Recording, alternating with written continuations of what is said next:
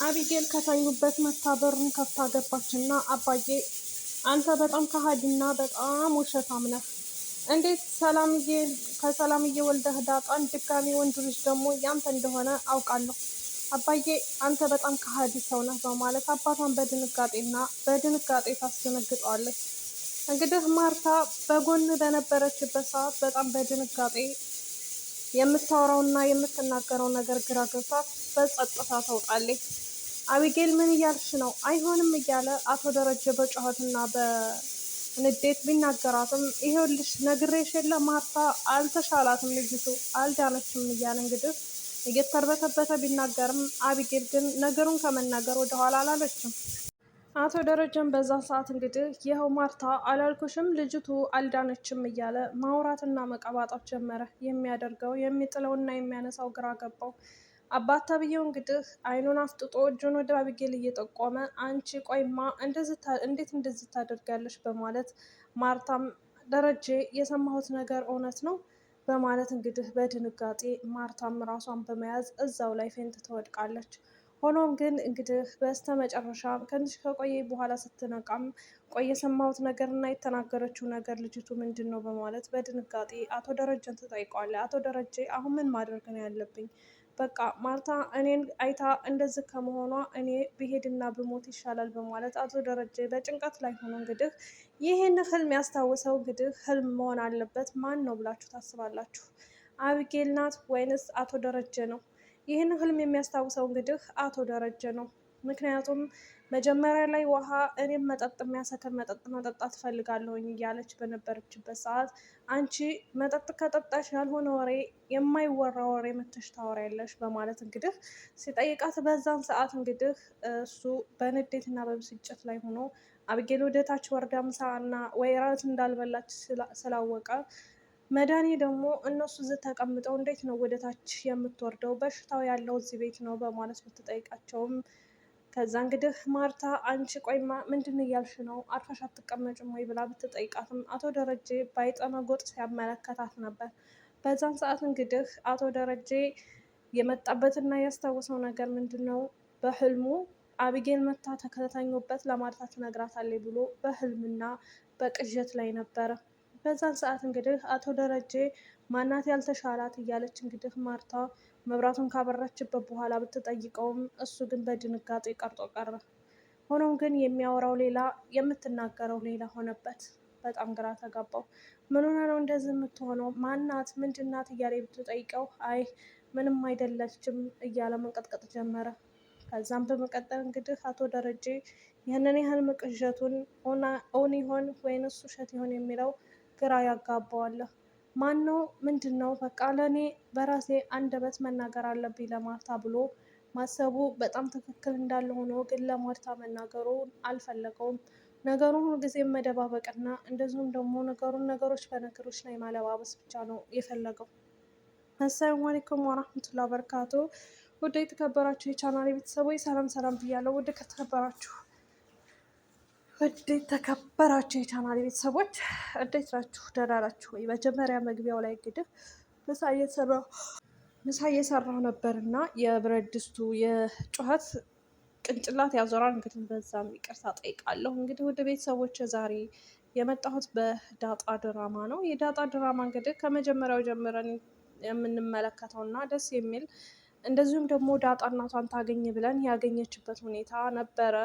ያው እናቷን በማገኘቷ ደስ ብሏት እያለ አሁን ላይ ግን ደግሞ የሚያሳዝነው የአቶ ደረጀ ጭንቀት ነው። አቶ ደረጀ ለማርታ ቢነግራትም ማርታ እንግዲህ እንዴት እንደዚህ ታደርገኛለህ ከሰራተኛዬ በማለት አቶ ደረጀን አለምንም ማቅማማት እንደምትገለው ወይም እሷ በአመኔታዋ ልክ እንደምትጎዳ ያስታውቃል። አሁን ላይ ማርታ በጣም ታሳዝናለች። ነገሩን አብጌልን ብታውቅም አቶ ደረጀን ቢያቅም ናታን ቢያቅም መድኃኒ ግን ነገሩን ለማውጣት እና ነገሮችን ፈልፍሎ ለማርታ ለማስረዳት ያልሄደችበት ያልተራመደችበት እና እሷ እጇ ያልነካው ነገር የለም።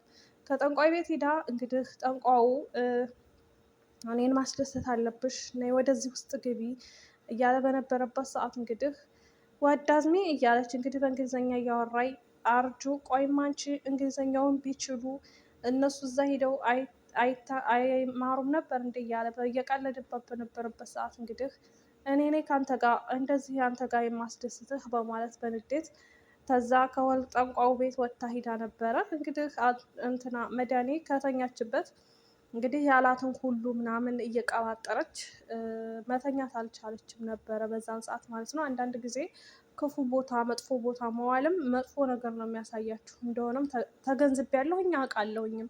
አንዳንድ ጊዜ አዋዋላችሁ ያማረ ሲሆን ያማረ ህልምም ታያላችሁ፣ ያማረ ውሮም ያማረ ኑሮም ትኖራላችሁ። አሁን መድኃኒት ህልሟ ምኞቷ ሁሉ የሸይጣን ስለሆነ ሸይጣን ነው የሚታያት ማለት ነው። ስለዚህ አንዳንድ ጊዜ ከመጥፎም ነገር ከክፉም ነገር ጠብቀን የሚባለው ለዚህ ነው እና በዚህ ድራማ ላይ ያው አንዳንድ ነገሮች መሀል ላይ የሚያስተምሩ ነገሮች አሉ። በተለይ የአቶ ደረጀ እና የማርታ የትዳር ህይወታቸው ማርታ አንዳንድ ጊዜም ወንድ ልጅ ማመን ምን ያክል እንደሚጎዳ አስተምራናለች።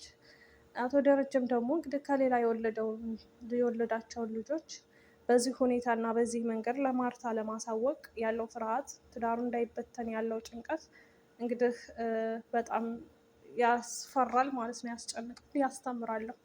እንግዲህ አብጌል ደግሞ ወደ ሌላ ሀገር መሄድ አለብኝ እኔ ወደ ሌላ ትምህርትም ሆነ ለምንም ወደ ውጭ ሀገር መሄድ እፈልጋለሁ በማለት እንግዲህ ነግራቸው ነበር። አንቺ ያለሽኝ አንድ ልጅ ነሽ፣ አንቺ ከተለየሽኝ እኔ ሞትልሻለሁኝ። አይ እናት እንደዛ ስትል እኔ በጣም ነው ያለቀስኩት። እናትነት ማለት እንደዚህ ቀላል አይደለም። እናቶች እኛንም ወልደው ህፃን ሆነን ትልቅም ሆነን ደግሞ ከአጠገባቸው እንድንለያቸው አይፈልጉም። እናት ማለት እንግዲህ እኔ እንጃ አልነግራችሁም። ቢያንስ የወለዳችሁ ታውቁታላችሁ። እኔ ባልወልድም ማለት ነው እና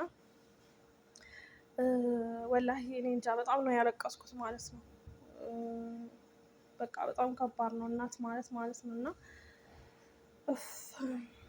እናት ልጇ ከጎኗ እንድትለያት አትፈልግም በምንም አይነት ሁኔታ ቢሆን በምንም አይነት መንገድ።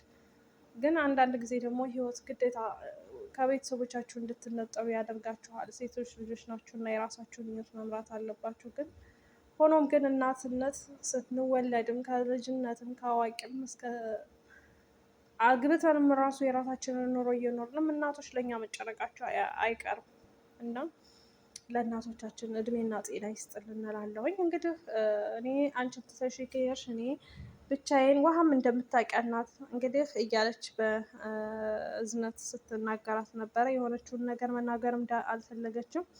ምክንያቱም እያስጨነቃት ያለው አንደኛ ዳጣ ናታንን መውሰዷ ነው። ሁለተኛ አቶ ደረጀ ዳጣ የእናቷን አስተዋውቆ ልጁ እንደሆነች ይሄን ሁሉ ያስጨንቃታል። የእናቷን አይን ማየቱ፣ ውሸት እየዋሸቻት መቀመጡ፣ እንደዚሁም ደግሞ አቶ ደረጀ ለማርታ አለመናገሩ ብዙ ነገር ያስጨንቃታል። በዛን አጋጣሚ እንግዲህ ወደ ውጭ ሀገር መሄድ አለብኝ ብትላትም ማርታ እንድትሄድላት አልፈለገችም። እንግዲህ ማርታ ከናታን ክፍል ውስጥ ገብታ እንደጠጣች አቢጌል ስላወቀች ምን ሆና ነው ይሄንን ነገር የጠጣችው ብላ ስትጠይቀው ናታን እኔ ምን አውቃለሁ ያመጣላት አርችን ነው በበር እንኳ ሲገባ አላየነውም በማለት ሲመልስላት፣ ናታን የምትጠጣበትን ምክንያት አንተም እኔም ሁላችንም እናውቃለን። አንደኛ አንተ የምታደርገው ነገር እማትፈልጋት እና እማትወዳት ከሆነ ለምን ትቀርባታለህ ትለዋለች። ግን አንዳንድ ጊዜም እኮ ሴት ልጅ ራሷን ስታስከብርና ራሷን ስትጠብቅ አሪፍ ነው። ለምን አንዳንድ ጊዜ አንዳንድ ነገሮች የማይሳኩ ከሆነ ማቆም ነው። አሁን አብጌል ግዴታ የኔ ካልሆንክ ነው። ወንድ ልጅ ደግሞ ልቡ ከሸፈተና ልቡ ከሄደ መመለስ አይቻልም። ገባችሁ? ስለዚህ ማርታም ደግሞ እሱን እንድታገባላት ስለምትፈልግ ማርታም ደግሞ ትገፋፋታለች። ደግሞ ትዳር እንደዛ አይሆንም በግፊት ማለት ትዳር በራሱ ገፍቶ ሲመጣ የሁለት ሰው መዋደድ ሲሆን እንጂ በአንድ ሰው ግፊት ትዳር አይሆንም ማለት ነው። ሆኖም እንግዲህ የማትፈልጋት እና የማትወዳት ከሆነ አትቅረባት፣ አትቀልዳት። እኔ በባለፈው የተፈጠረውን ነገር አይቻለሁ ብሎ ስትለው በቃሽ እማዬ አልቀርባትም፣ በቃሽ የማስተካክለውን ነገር አስተካክላለሁ በማለት ናታን ለማርቲ ይነግራታል። ማርቲንም አዎ ይሻልሃል እንደዛ በማድረግ በቃ ጨቃጨኩህ በማለት እንግዲህ ከዛ ክላስ ትወጣለች።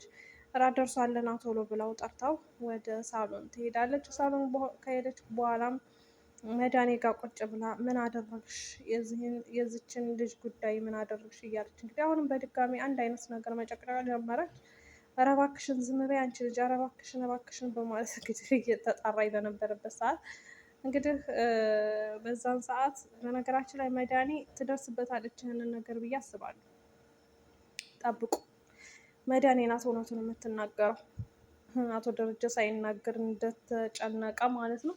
መድኃኒት ታፈርጥላታለች። እና ውድ ቤተሰቦች እንግዲህ የዛሬ ቪዲዮ ይህንን ይመስል ነበር። ለነበረን ቆይታ አመሰግናለሁ። ሀሳብ አስተያየት ካላችሁ ደግሞ በኮሜንት አስቀምጦ ወዳችኋል።